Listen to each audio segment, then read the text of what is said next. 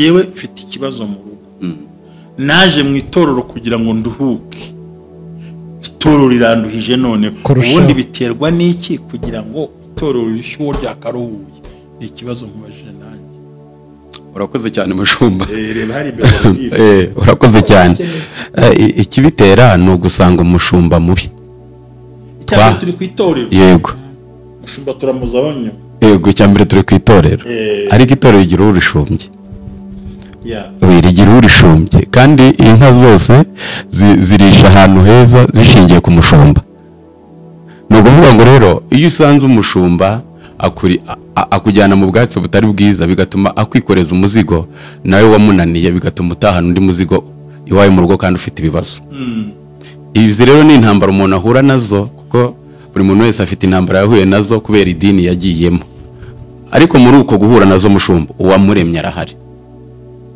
Uwandemye arahari, uwatumye nkura arahari ari we Kristo Yesu, umpaye umwuka arahari, undinza arahari. Nubwo idini ndigezemo ngahura n'izo ntambara. Rega hari ikintu abantu bashaka gusobanukira. Uturinza arahari. Ariko nubwo ahari wa mugisha ntabwo uratugeraho. Za karande ziracyadufite kandi turacyari no muri ayo madini n'amatorero bipfira. Iyo ugiye kubasanga uko mu bakristo hari ibyo byiciro bimeze bityo ni nako mu bitwa abakozi b'itorero hari nk'abameze batyo. Yego. Hanyumvise nibyo rwose. None ikindi giteye n'isoni hari n'uzasanga muri abo bashumba. Yego. Muri abo bakozi b'itorero nabo karande zaragize gute? Zarabamaze. Ingo zarabananiye, batarera abana, batita ku buzima, bataganira. Uwapfuye yaguha ubuzima. Nawe atarabwihaye. Arabufite? Ntabwo. Awutanga icyo adafite. Arapanga amasengesho y'iminsi ibiri akayiryamo. Bakristo batariye. Kandi buri Imana buri gihe ireba uhagaze imbere y'iteraniro kutabari mu iteraniro. Yes. Burya icyaha cy'umuyobozi gikura nk'umuyaga. Kikwira ahantu hose. Yego. Ariko icyaha cy'umukristo kirangiriraho. Uzareba hari umuntu batenga bakanahagarika. Isi ntibimenye. Ariko umushumba wako isi yose irabisaba. So kuvuga ngo icyo gihe usanze ba bantu nabo bwabo batigeze babohoka. Icyambere niba uzi ko usanze umushumba abana be barankura umujyi babyariye mu rugo ntabana n'umugabo we n'umugore we neza ntabana n'umugabo we neza ntabana n'abantu neza uragira ngo aguhe iki? Icyambere kibitera ntabwo batanga icyo udafite. Yego. Rero icyo nicyo kosa ryo kwibeshya ngo ngiye mu itorero ngiye mu marayika wapi ni nko kujya mu bitaro. Harimo indembe, hari abahezemo, hari abo babuze ko basezerera, hari abatakivurwa, hari n'abaretse afite ibisebe by'imifunzo barekeyemo, hari nk'abafite inda zahezaho, hari abaryamye bacuramye, hari ababoroga, hari abataka, hari n'abaganga. Hari impamvu Yesu yavuze ngo mw'abafarisayo b'indyarya muzenguruka ibihanamanga mushaka bo muhindura. Yego. Ngo ari kuje ngo umwana wa Gihenomwe nk'ubwibwiri kubarusha. Nukurokirita abagome aho kurokirita abagome ngo bagire abazima ahubwo urokirita n'abazima ukabatera guca imanza kubeshya guhimba ibinyoma ibyaha. None wa muntu yaje ikindi kurambikwaho ibiganza n'udafite icyo amaze nawe. Yego. Akabigushyiraho pe ngo ntujye muri ya dini ngo ntitubemera. Nubwo ukibaza niyo mpamvu twe umwe bw'abera ministries nta by'idini buri muntu mu itorero rye icyo rero umuntu azakora. Yego. Icyambere haleluya haleluya haleluya ubumwe bw'abera ministries hamwe na Revera Ntababazi Jean Baptiste dukomeje amasengesho twinjiye mu cyumweru cyitwa ngo bohora zitura kuraho iby'abarozi baziritse iby'abagome baziritse iby'abagambanyi baziritse ikintu cyose kiziritswe kigomba kuziturwa mu izina rya Yesu Kristo w'i Nazareti. Natwe muri aya masengesho witegura kwakira ibyaziritswe byose maze ukabasha ukarengerwa. Imana nishimwe cyane kandi ni muri urwo rwego dukomeje ya gahunda yacu ya Seeds of Joy. Fasha abana, ita ku bana, ita ku babaye. Ni uburyo bwiza bwo kwerekana ko Imana iri mu ruhande rwawe. Ubumwe bw'abera ministries ntabwo ari itorero, si idini, si n'umuryango, si igenda no kuba n'itorero burundu, ahubwo naho duhurira tukanezerwa. Bohora, bohoza, zibuza isoko yawe. Amina, amen. tuje nanone nkwifurije ibihe byiza ukurikiye ubumwe bw'abera ministries amavuta akandagira amateka ubuzima bugahinduka nawe ugahindura ubw'abandi seeds of joy ntimuzibagirwe ndetse no gufasha abababaye dutanga mituwere de sante nabyo bijya bikorwa ariko amasengesho n'ubundi turacyayakomeje amazina yanjye ni Jerry ndabakiriye mwese mwumve ikaze aho muherereye hose tumaze iminsi tuvuga ngo umuntu twabanje ku muntu bwawe ku bantu badukikije kuri famiye ejo twari ku bashakanye ariko uyu munsi njye nkomeje kugira ibibazo byinshi cyane cyane ku bintu bitubuza umugisha bitubuza amahoro kandi twarasenze twakoze ibisabwa byose twariyirije twagiye mu y'ibiri mu y'itatu mu y'ine ariko ukayavamo ukiri kwa kunde se bipfirahe abantu benshi bakomeje kwibaza bipfirahe ejo twari turi kureba ku bashakanye twabonyemo amasomo menshi ndakeka hari ibyo mwize uwo tutabanye namugira inama y'uko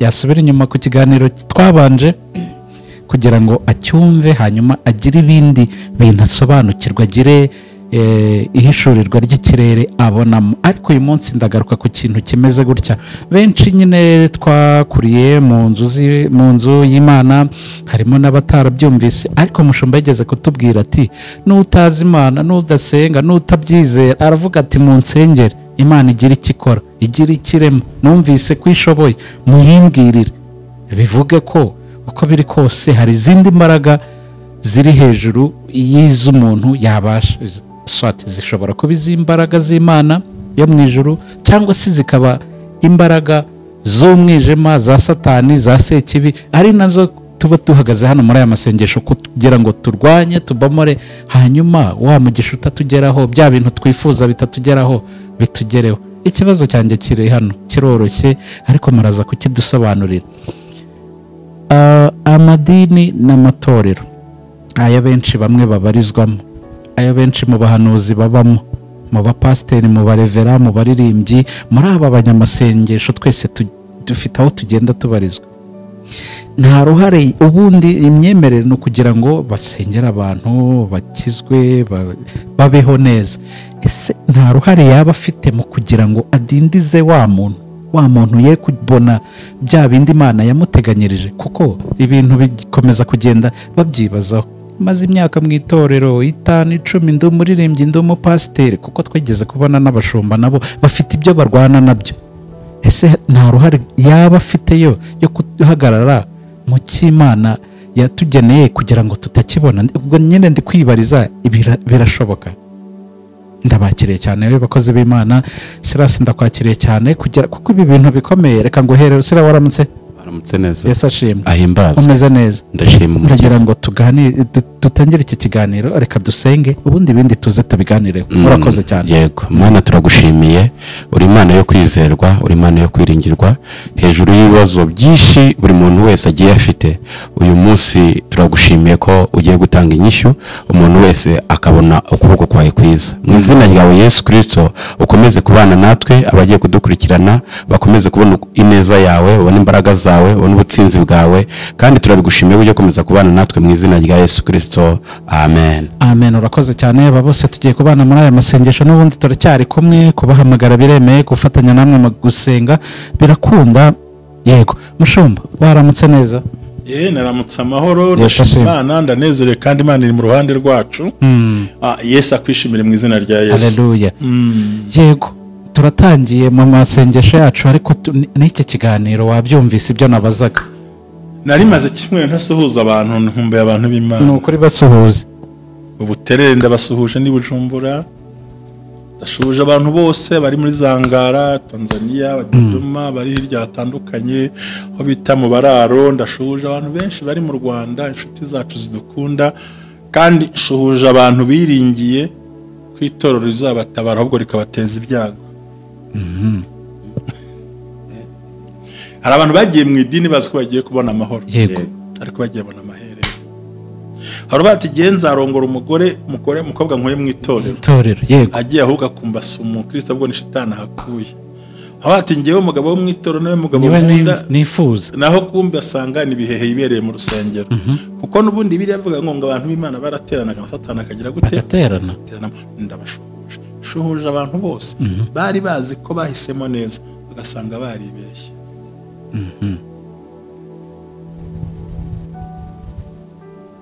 Halo, ati Karimana yambwiye se kuki byaye bityo kuki byagenze? ubundi wabwiye n'iki Karimana yakubwiye utahuye n'abakomisiyoneri abo bose shuhuje umuntu wese witangiye abandi azi ko nabo bazamugirira akamaro gusa akaba baramutereranye cyane. Aba bantu rwose barimo. umuntu arabaye shuhuza umuntu wishingiye undi akamuhemukira, uwo ni mugenzi wanjye, ubwo nuko Imana itugiriye neza.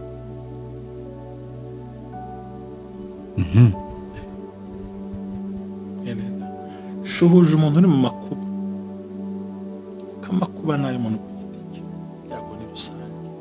Amakuba ni ku giti cye, byago ni rusange. None ese kutishyura inzu ni si ibya bose?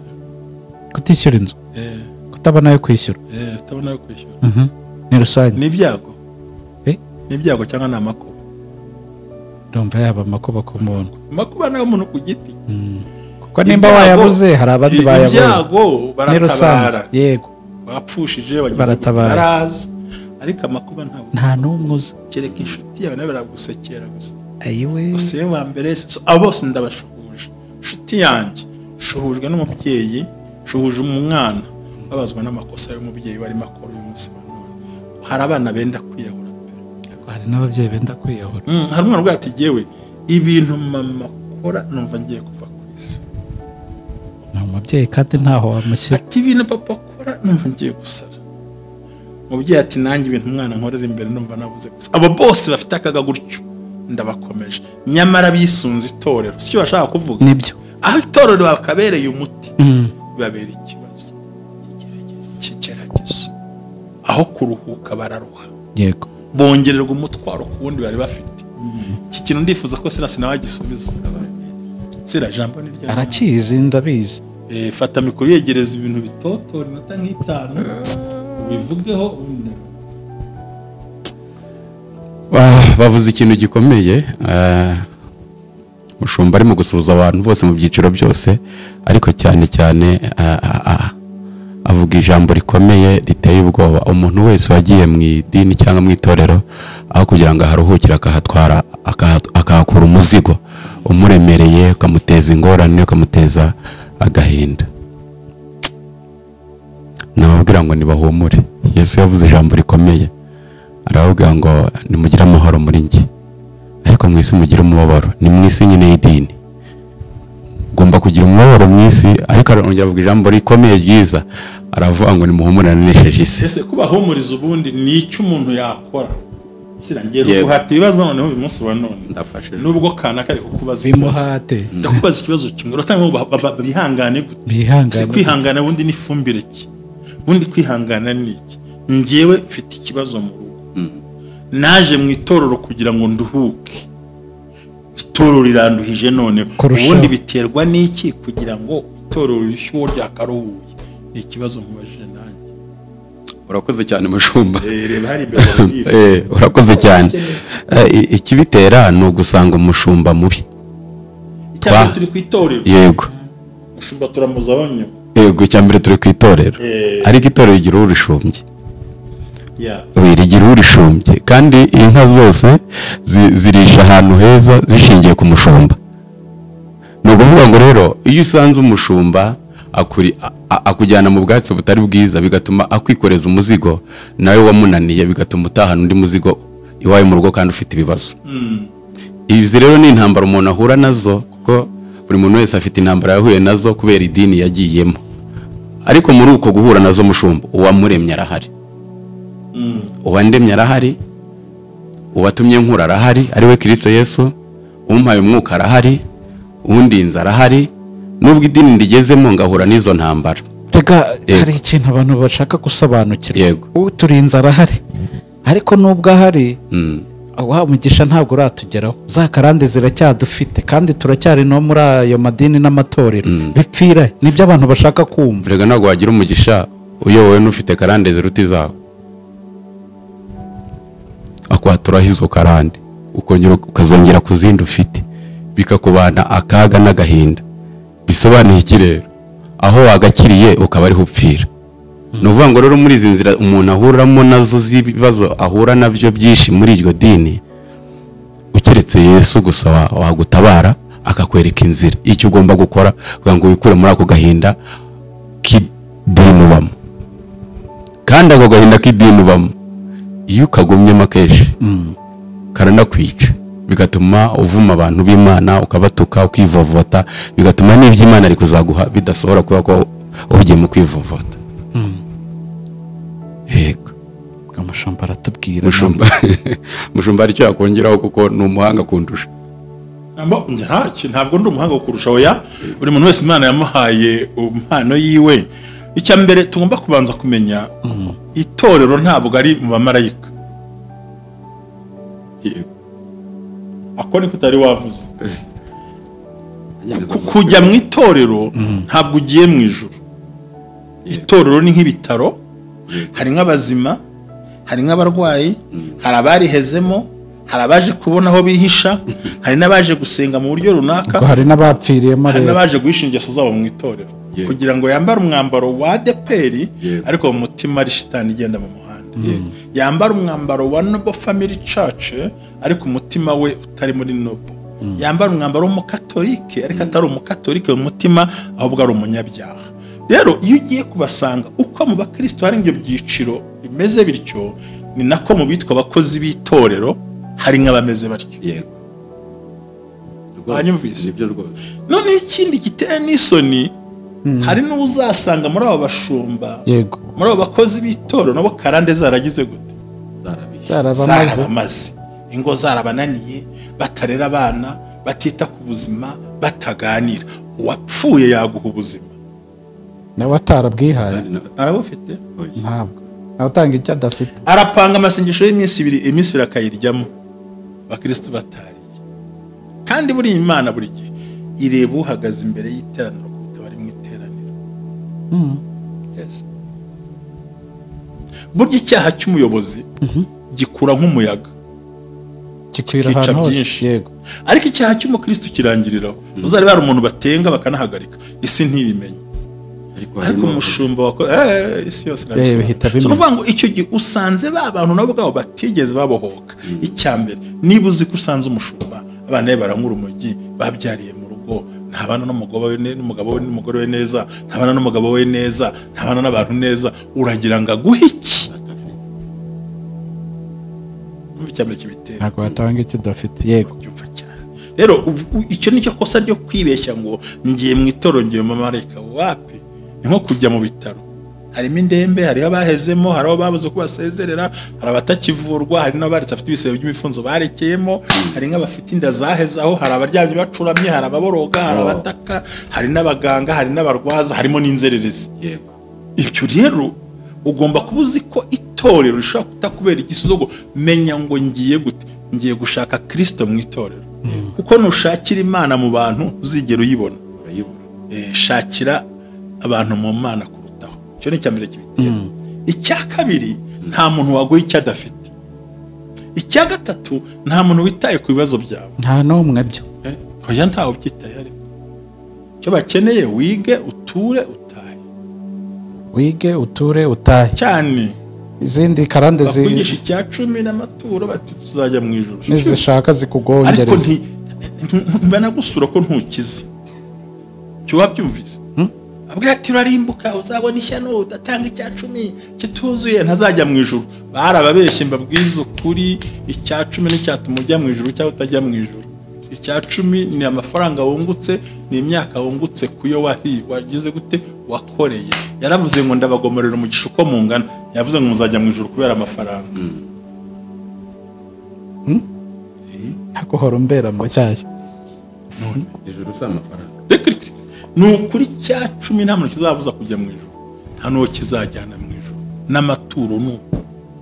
None se ya mirimo iyi ngiyi niyo misi yo kuduha umugisha, ndabagomorera umugisha mwese cyangwa ko mugira gute, ko mungana. Mu ijuru ntibarya, ntibanywa, ntibacuruza, ntibarongora. Nibyo mwisanga aho tugomba gukora. Yego, ibyo ngo nuko nimuhinga mukeza, yego, muzatange kimwe mu 10. Inzu yanjye nk'ibyo kurya biribwa n'abandi. ni ukuvuga ngo iyo utanze icya cumi ni umugisha uba uhamagara wo mu buzima bwa none, nturwara nturwaza, Imana irakurinda. Bitandukanye tuzajyanwa mu ijuru nuko twemeye ko Kristo ari umwami, tukihana ibyaha.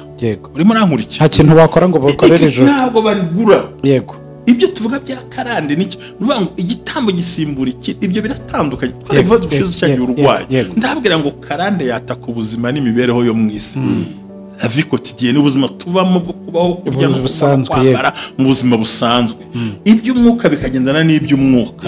Niyo mpamvu Paulo yandikiye ab'Itesalonike arabwira ngo mwebwe ubwanyu, umutima wanyu n'umubiri wanyu birarindwe kugira umwami Yesu. Avuze mwebwe ubwanyu, umutima wanyu n'umwuka wanyu n'umubiri wanyu bigize guterarinzwe. Kuki yabitandukanije?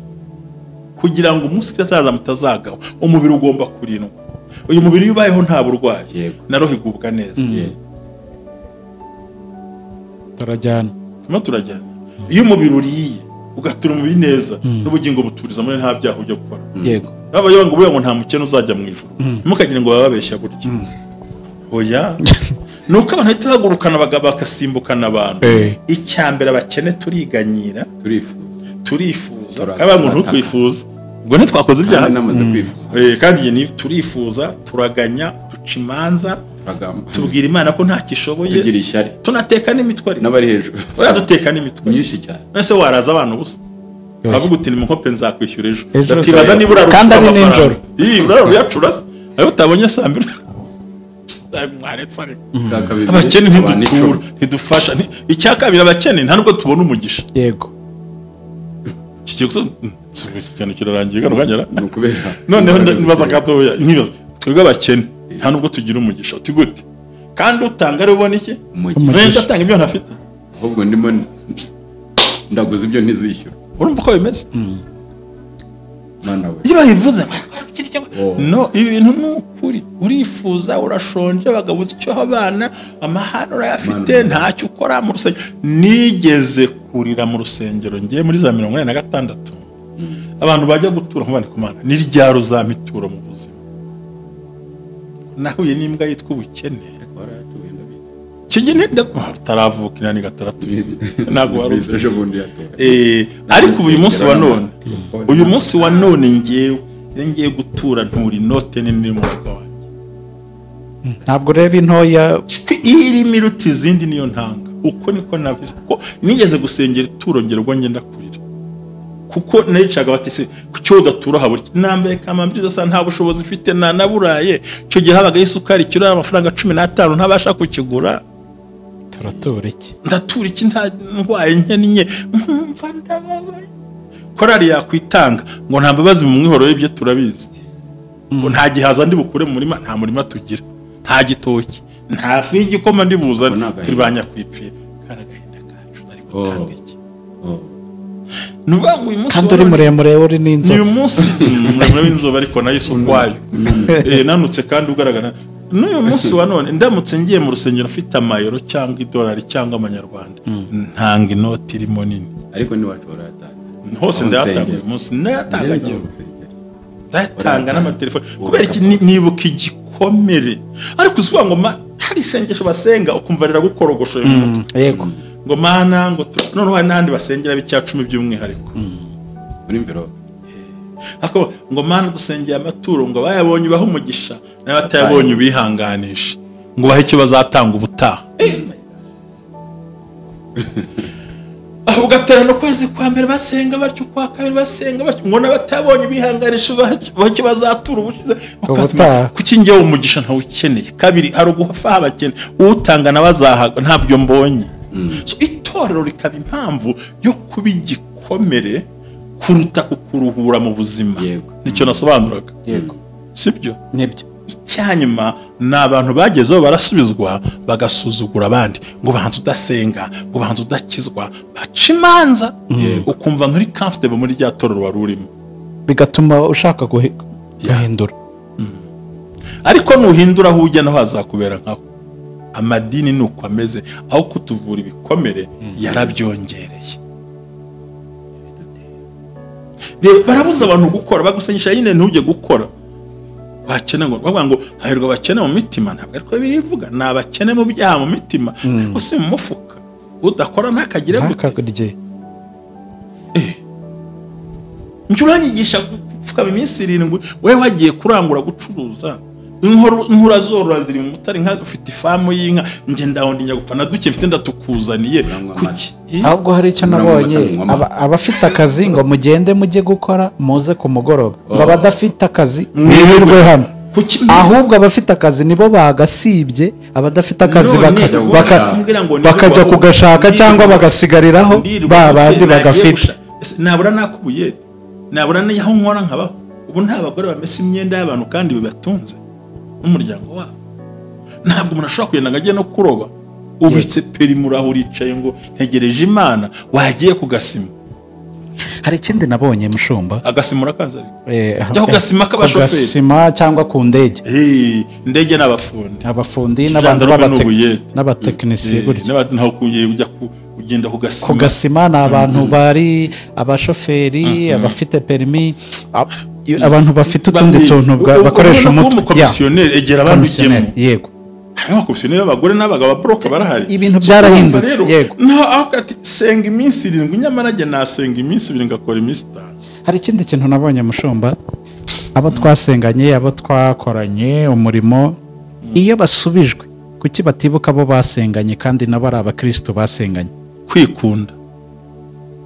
Ntashobora. Vora uri munsi y'ibirenge. Arabizi ko nta kazi mfite, arabizi ko twasenganye, arabizi ko ndi umwizerwa, ariko ntashobora mu minsi y'imperukaza babikunda, birarira, bibona indashima, adakubwa kwizima, batuzura, batirinda, banga babo, bakunda imiya, bafite ishusho yo kwera ariko bahakana imbaraga zabo.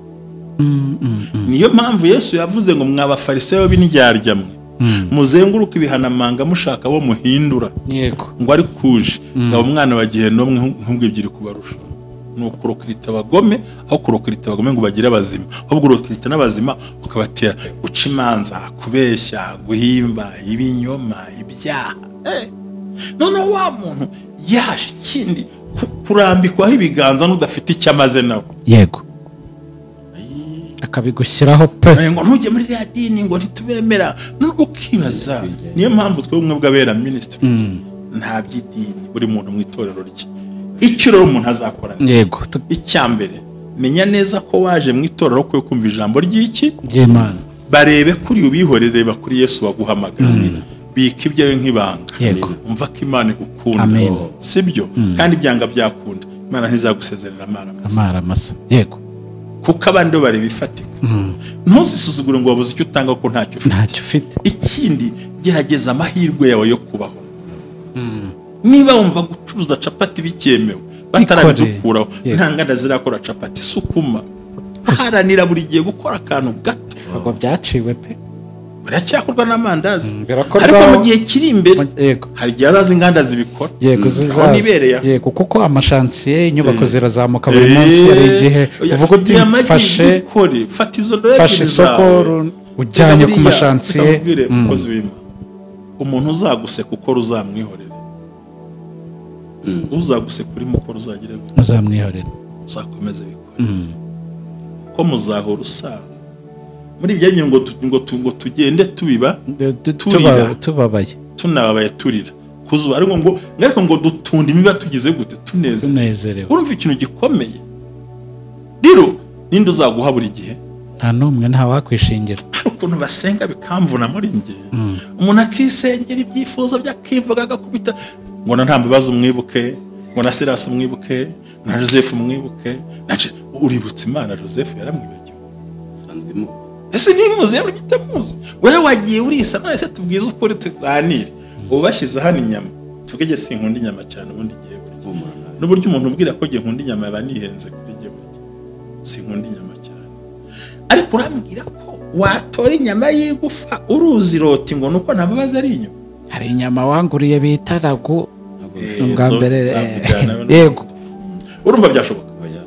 Ubu watora ibaba ry'inkoko uruza akaguru. Bazabirebe mu gihe habaye ibirori mu bukwe cyangwa n'ahandi hose bateguye bife, afata nziza atitaye ko bari inyuma. Yakubanje he? Kuri bife.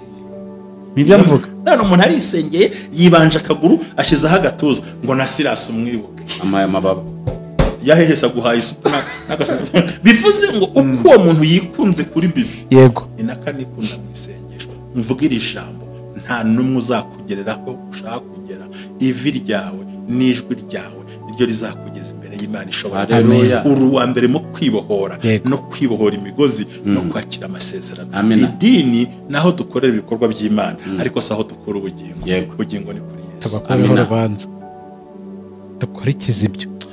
Amen. Ubundi karandi rando kubimenya. Hubuze n'abashumba bazima. Hubuze n'abasizwe. Unakubwira ngo ndagusengera umpaye amafaranga. Hasoni. Amafaranga ashobora guhindura ikintu. Cyangwa wayatanga ngo nabwo ni make. Ngicyo nemera ni kimwe. Niba wumva uti umukozi Imana kugira ngo asengere ndatanga ituro, ni wowe ubyitekerereje. Mu mutima wawe, yego. Ariko nta narimwe amafaranga yagiye akemura ikibazo. Ngira amahano urabizi. Ngo ntabwo nasenga utayambaye. Ananjye. None uzashinga uruganda rwayo. Ese ubundi bitangaza by'Imana biva ku bwinshi bwawe utanze yava ku mutima wizera. Mutima wizereyo shaka abashumba basizwe turiza umutima wibarebaho muri cy'Imana yakwemereye. Amen. Bifurije umugisha w'Imana. Senga Imana. Uhimbazwe uri mwiza. Igihe abantu bazengurukiye uduhaye uburyo bwo gutambika tukamenya Kristo Yesu akatuha ibyo dukwiye. Mu izina ryawe Yesu Kristo uri Imana nziza. Asante. Uri umurengezi, uri umutabazi. Umuntu wese umutabari ku giti cye, kuko tumaze kubona yuko hari igihe umuntu yikunda ntakunda abandi, ariko buri muntu wese umuhe ubuzima buturutse muri wewe, yongera abone neza yawe, yongera abone imbaraga zawe, ubutsinzi n'ubutabazi biturutse muri wewe abyakire. Umuntu wese ukurikiranye umwuga wera abone ihumure, abone imbaraga, abone ubutsinzi, abone kunesha, yakire iby'agaciro mu biganza bye no mu buzima bwe. Ndasabye nkwinginze ngo buri muntu wese umusange, umugirire neza. Ndatura ubuzima, ndatura kubaho, ndatura igitinyiro, ndatura kunesha, ndatura guhirwa mu izina ryawe Yesu Kristo. Urakoze kubikoze mu izina ryawe Yesu Kristo. Urakoze. Amen. Imana ibahe umugisha.